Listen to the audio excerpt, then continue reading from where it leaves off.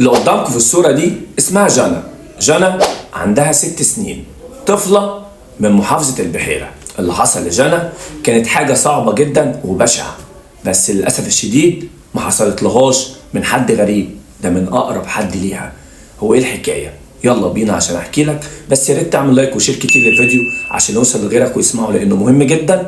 ويا ريت لو مش متابعني يزيد الشرف من حضرتك إنك تتابعني عشان يوصلك كل الفيديوهات الجاية. ويلا بينا مع بعض عشان أحكي لكم إيه اللي حصل بالتفاصيل في أصل الجريمة.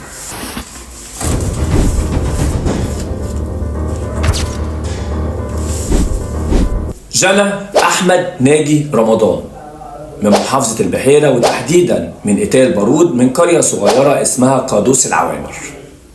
جنى المفروض إن هي عايشة مع باباها بعد انفصاله عن مامتها، لأنها طبعا اتجوزت، فالمفروض إن هي طبعا بيعيش معاها عشان خاطر يعني يراعي